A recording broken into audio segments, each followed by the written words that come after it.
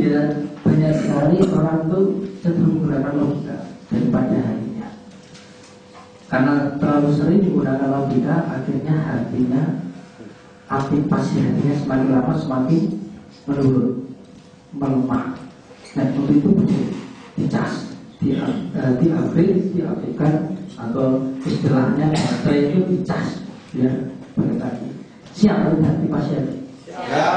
Kalau Bapak bisa silakan berdiri. Kita akan gunakan senam aplikasi.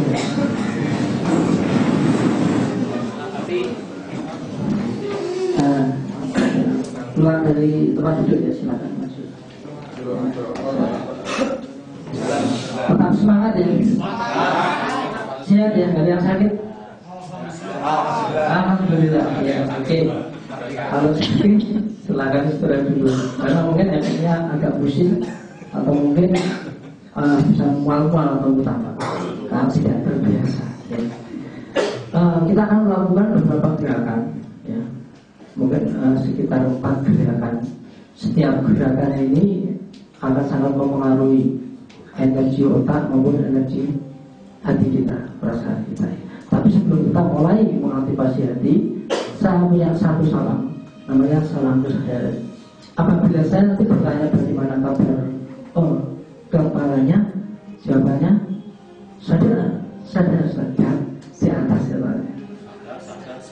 Dia itu. Apabila saya tanya bagaimana kabar hatinya, jawabannya sadar, sadar, sadar. Kalau saya bertanya bagaimana kabar hidupnya, sadar, sadar, sadar. Siap ya? Siap. Ikuti saya dengan baik-baik ya. Nanti sebelum saya mulai gerakan, nanti pemanasan dulu Pak ya. Pemanasan dulu. Tapi untuk salam kesadaran tidak perlu pemanasan, langsung saja. Mudah gitu ya. Lucu Pak kalau itu ya. Sudah Pak ya. Tingkat kecamatan, tingkat kelurahan. Oh IC. Siap. Silakan mulai. Bagaimana kabar kepalanya? Sadar, sadar, sadar. Bagaimana kabar hatinya? Sadar, sadar, sadar. Dan bagaimana kabar hidupnya? Sadar, sadar, sadar. Terima kasih. Ini akan membangkitkan kesadaran kita. Ya, secara tidak langsung energi kesadaran dalam diri kita dibangkitkan dengan mengucapkan salam kesadaran. Jadi panjenengan yang penuh semangat, insya Allah akan terbakar energi kesadarannya. Siap ya? Gerakan pertama adalah gerakan bagaimana kita menempatkan oksigen yang kita serap ke otak dan ke hati kita. Karena manusia itu butuh oksigen yang cukup di otak dan hatinya. Kekurangan oksigen di otak bisa menyebabkan berbagai macam penyakit. Ya, kantuk itu hal penyakit, bukan ya. Stroke misalnya, salah satu faktor stroke itu karena oksigen di otaknya kurang. Orang semakin lama semakin mentalnya berkurang, pemikirannya berkurang, kurang smart, kurang kreatif, itu juga karena oksigen di otaknya yang kurang. Karena salah di dalam sistem pernapasannya. Ya. Sedangkan oksigen di hati, jantung itu sangat penting untuk perbaikan dari jantung. Banyak juga orang punya gangguan jantung, penyakit jantung karena sistem oksigen jantungnya yang kurang. Nah, nanti kita akan melakukan gerakan bagaimana caranya menempatkan oksigen yang cukup di otak dan di jantung kita dengan hanya mengatur fokus dengan cara menggerakkan kepala ke atas dan ke bawah ya. Jadi gerakan yang pertama adalah mengatur suplai oksigen ke otak dan jantung. Gerakannya seperti ini. Jadi ketika menarik nafas ya, ini pakai pernapasan perut ya Pak ya, bukan dada loh. Beda ya, coba bernapas Pak Wira pakai mulut. Nah, ketika mengambil nafas perutnya mengembang. Coba lihat Pak Wira, contoh Pak. Mengambil nafas perutnya mengembang.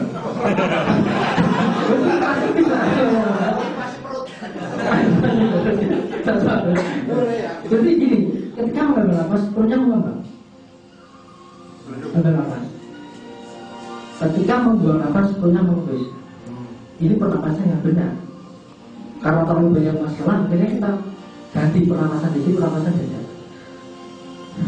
Ya, namanya sering sesak, gue mudah ya, akhirnya oksigennya kurang. Satu kali nafas kita butuh 1500 cc oksigen. Dengan pernapasan dada yang masuk hanya 800 cc oksigen. Bisa bayangkan beberapa tahun ini kita selalu pernapasan akhirnya banyak terjadi gangguan di peredaran darah. Mulai hari ini kita melatih nafas dengan berat. Ini pernapasan alami, Pak. Ini pernapasan bayi. Dia lihat itu bayi yang tidur itu dia pakai nafas kembali ke nafas. Ketika kita usia berat kita kembali ke masa kecil. Terus kebahagiaan. Orang yang nafasnya bagus itu orangnya bahagia, panjang, lapang dada. Ya, otaknya juga kreatif, tidak cepat, wawasannya juga luas. Saya coba mulai pernapasan perut, ambil nafas. Aduh, namanya besar, kesulitan Pak ya. Cuma bisa belajar biasa. Itu perlu dia Pak ya. Oke, kita mulai lagi. Ambil nafas. Panjang. Buang nafas. Ya, ikuti nafas saya ya. Ambil nafas panjang. Terus nafas panjang. Buang. Ambil nafas lagi.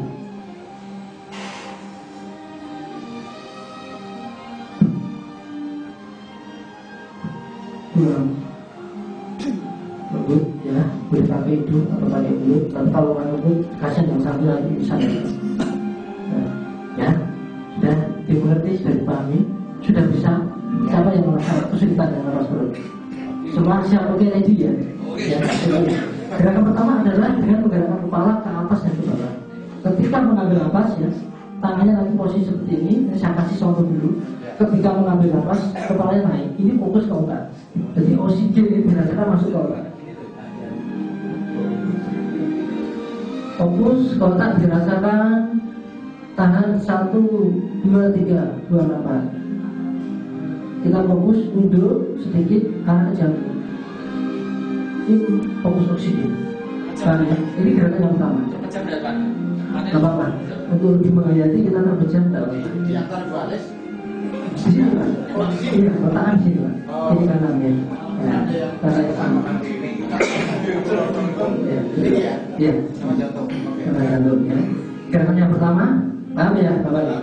Paham. Gerakan yang kedua adalah dengan menggerakkan, ya, menggerakkan tangan. Jadi ketika menarik nafas, ya, tangan ini membuka energi pikiran, Pak. Manfaatnya energi pikiran ya energi kita terbuka.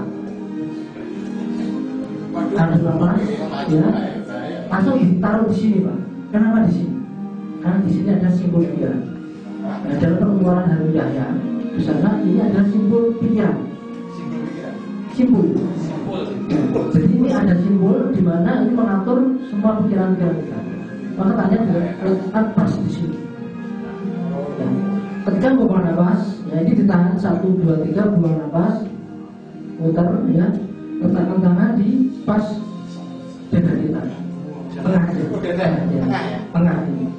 Ini ketika buang nafas, jadi ditahan 1, 2, 3, ambil lagi nafas. Pas taruh sini, tahan 1, 2, 3, buang nafas, taruh di dada. Nanti setiap gerakan 10 kali pernapasan.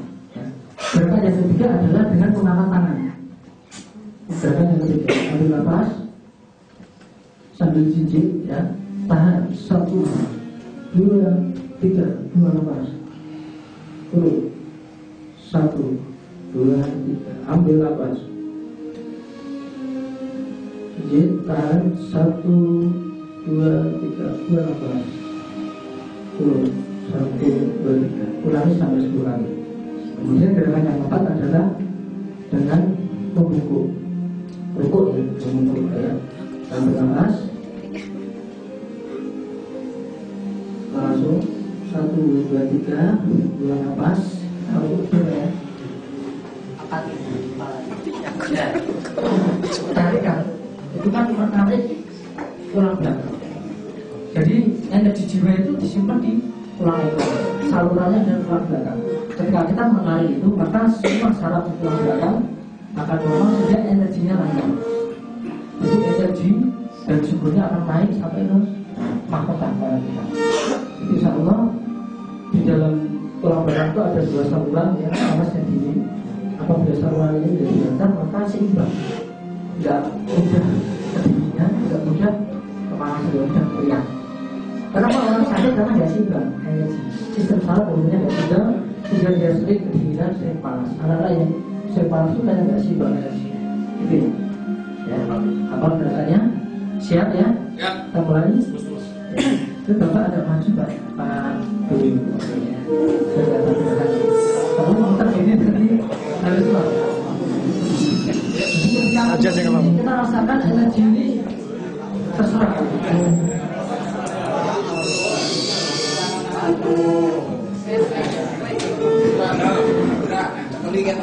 Apa nih?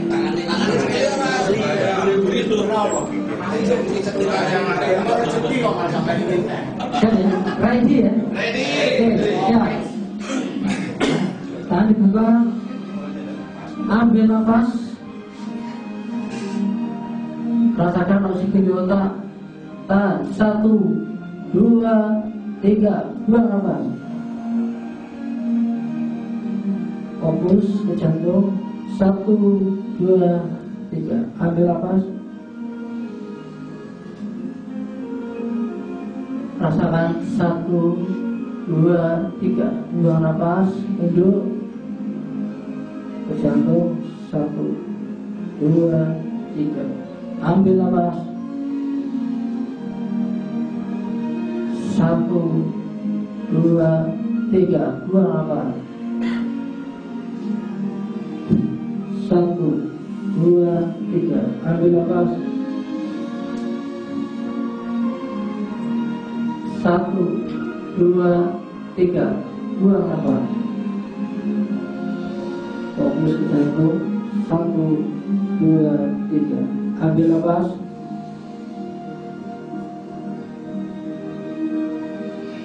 1, 2, 3.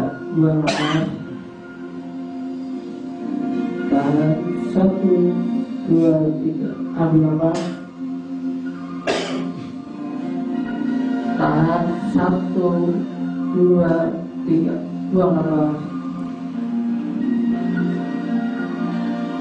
1, 2, 3. Ambil nafas. 1, 2, 3. Buang nafas. 1, 2, 3. Ambil nafas. 1, 2, 3. Buang nafas. 1, 2, 3. Ambil nafas. Panjang nafasnya. Tahan. 1, 2, 3. Buang nafas sampai habis. 1, 2, 3. Ambil nafas. Tahan. 1, 2, 3. Buang nafas sampai habis. Tahan. 1, 2, 3. Ambil nafas. Tahan. 1, 2, 3. Buang nafas. Duduk. Tahan. 1, 2, 3. Sekarang ambil nafas. Tangan diputar. Taruh di simbol pikiran. 1, 2, 3. Buang nafas. Taruh di dada. Tahan. 1, 2, 3. Ambil nafas. Tahan. 1, 2, 3. Buang nafas. Tahan. 1, 2, 3. Ambil nafas. Tahan. 1, 2, 3. Buang nafas.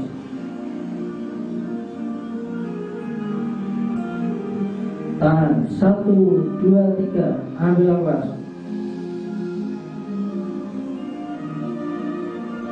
Tahan. 1, 2, 3. Buang nafas. Tahan di dada. satu, dua, tiga. Ambil nafas. Tahan satu, dua, tiga. Buang nafas. Tangannya bukan yang lebar, jangan ragu-ragu.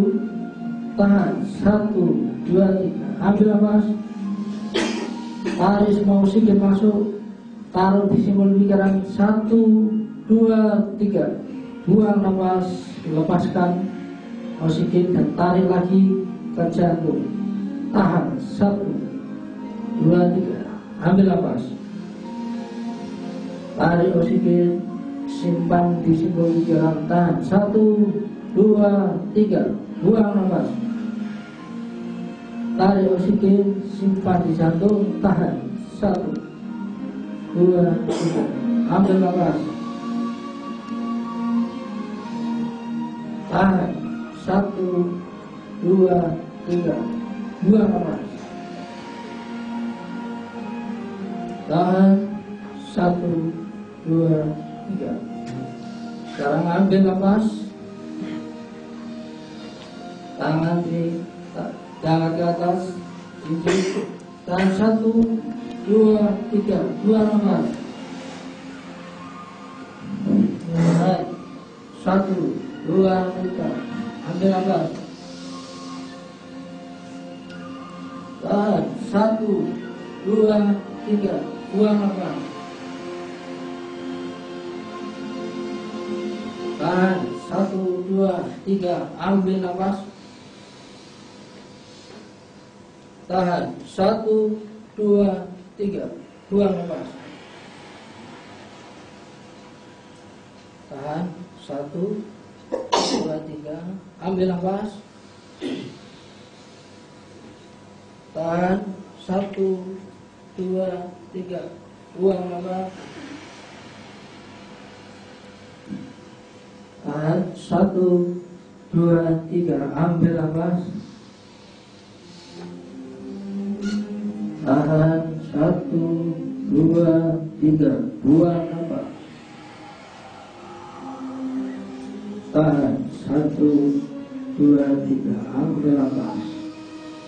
Rasakan oksigen masuk. Tahan satu, dua, tiga. Buang nafas. Semua zat negatif keluar. Ambil nafas. Tahan satu, dua, tiga. Buang nafas. Tahan satu, dua, tiga. Ambil nafas. Satu, dua, tiga. Buang nafas. Satu, dua, tiga. Ambil nafas. Tahan satu, dua, tiga. Buang nafas. Tahan satu, dua, tiga. Ambil nafas. Tahan satu, dua, tiga. Buang nafas. Tahan satu, dua, tiga. Ambil nafas. Tahan satu, dua, tiga. Buang nafas. Gerakan keempat. Ambil nafas. Tahan satu, dua, tiga. Lepas. Rukuk. Menunduk. Tahan. Angkat kepala. Satu, dua, tiga. Ambil nafas. Tahan satu, dua, tiga. Buang nafas. Sambil rukuk. Angkat kepala. Tahan satu, dua, tiga. Ambil nafas. Tahan satu, dua, tiga. Buang nafas. Angkat kepala. Tahan satu, dua, tiga. Ambil nafas. Tahan satu, dua, tiga. Buang nafas. Angkat kepala. Satu, dua, tiga. Ambil nafas. Tahan 1, 2, 3. Buang nafas. Tahan 1, 2, 3. Ambil nafas. Tahan 1, 2, 3. Buang nafas. Tahan. Angkat kepala 1, 2, 3. Ambil nafas. 1, 2, 3. Buang nafas. Angkat kepala, tahan 1, 2, 3. Ambil nafas sekali lagi. Tahan 1, 2, 3. Buang nafas. Tahan 1, 2, 3. Berdiri, lemaskan. Itu silakan lemaskan dulu. Apa sih lemaskan? Gimana? Ingat Pak. Rasanya keras, pusing Pak. Pusing. Berarti ini salurannya agak kaget Pak ya. Mungkin oksigen kurang, sekarang dipacu untuk naik ke otak. Jadi agak kaget, nanti normal lagi. Ya, kalau belum normal nanti diputar lagi. Gitu. Ya. Secara relax ya, angkat kaki, tangan, silakan duduk lagi. Silakan duduk.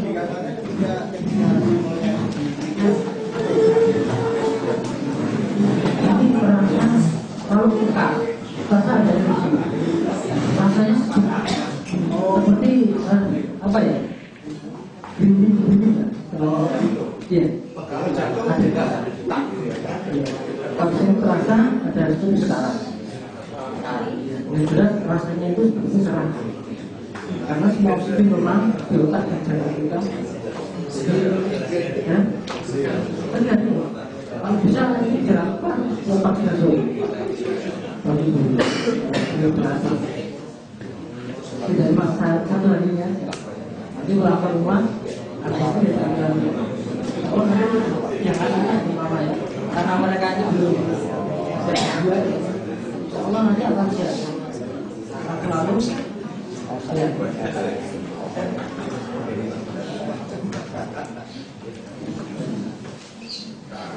Kita akan masuk ke materi. Kita bisa. Coba dan dulu. Mungkin seringkali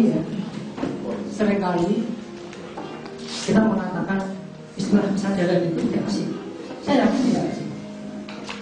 Sering dengar. Tapi apakah kita menjadi manusia benar-benar sadar? Tidak akan tidak asing. Karena untuk menjadi manusia yang punya kesadaran mempunyai syarat.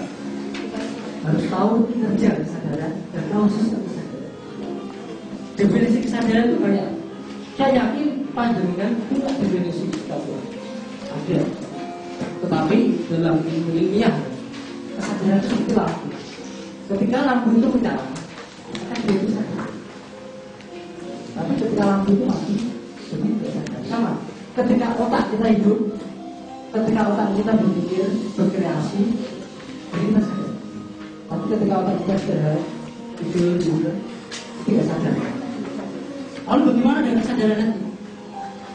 Kesadaran hati ketika kita bekerja, melakukan semua urusan hidup ini dengan hati kita. Orang yang bekerja dengan hati, melakukan kerja dengan hati, berjalan dengan hati, makan dengan hati, ibadah dengan hati, semua yang dikerjakan dan menggunakan hati kita. Hati nuraninya, ini namanya sadar, hatinya sadar. Saya yakin secara logika mungkin Bapak Ibu sudah mengatakan Anda semua sudah biasa menggunakan. Tapi kadang-kadang kita jarang menggunakan hati nurani. Karena saya yakin orang yang menggunakan hati nurani dia tidak gampang. Tidak mudah tersinggung, tidak mudah arah. Dan betul-betul sadar dalam istilah itu proses. Orang yang reaktif itu karena hati orangnya belum terbuka. Hati orangnya masih hidup di bawah kesadaran. Dan di sini mari kita membagikan semua kesadaran. totalitas kesadaran otak dan totalitas kesadaran. Definisi kesadaran menurut saya adalah kesadaran merupakan sumber daya kekuatan dan pengetahuan.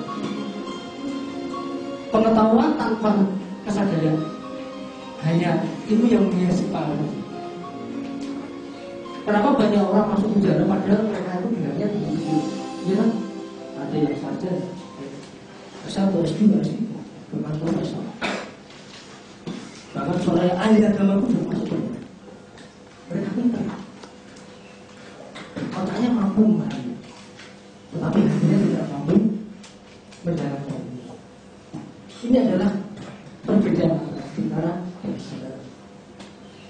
Orang pintar adalah kepintaran adalah orang yang memasukkan semua informasi, ilmu pengetahuan hanya boleh otak. Itu adalah orang pintar. Beda dengan orang sadar. Orang sadar itu informasi atau ilmu tidak hanya boleh otak, tapi berbentuk masuk dalam hati. Dalam hati orang sadar. Saya yakin, training hari ini kalau bapak dan ibu memahami ilmu ini banyak di otaknya saja, tetapi sampai di bulan yang berjalan, pasti setelah ini nanti mampu menjadi seorang leader yang menjadi panutan bawahan. Itu perbedaan antara kesadaran. Betul, Pak? Sepakat ya? Paham ya? Paham ya?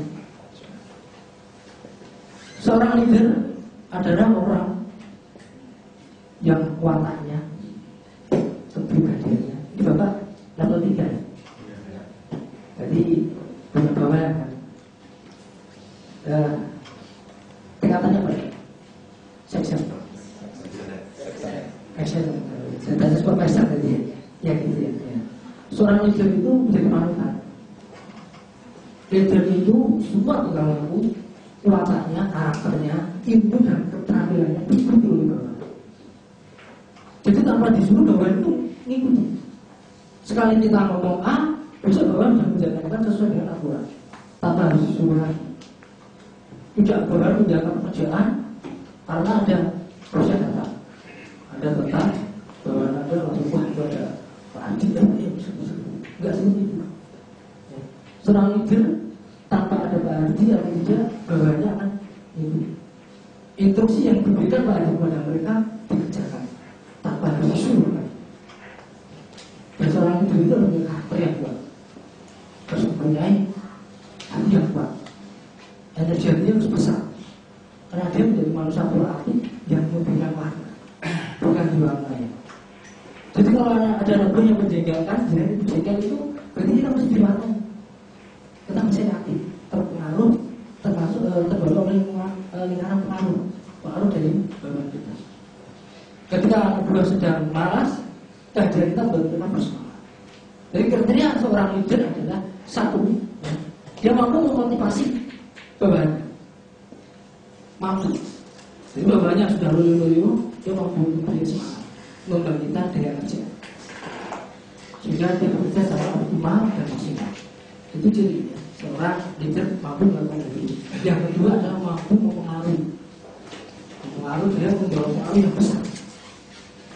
Contoh ya, Pak Karno itu pengaruhnya besar sekali. Tidak hanya orang Indonesia, dulu ada itu sangat terpengaruh untuk besar Pak Karno. Misalnya, bagaimana seorang leader? Seorang leader itu tidak harus punya anak buah. Maksud saya tidak, seorang leader tidak harus jadi manajer, tidak harus jadi direktur. Direktur atau manajer orang yang mengendalikan perusahaan, orang yang punya perusahaan, manajer yang mengendalikan perusahaan. Tapi belum tentu seorang manajer atau direktur itu seorang leader. Apalagi direktur atau manajer yang egois. Mereka yang egois, mereka yang tidak mau mengerti anak buahnya. Ya. Jadi yang ketiga, seorang leader adalah mampu membina, mengarahkan. Ya. Jadi apabila menemui anak buahnya kinerjanya kurang, langsung diponis dia tidak mampu atau dia malas, ada kemungkinan dia tidak pas tempatnya.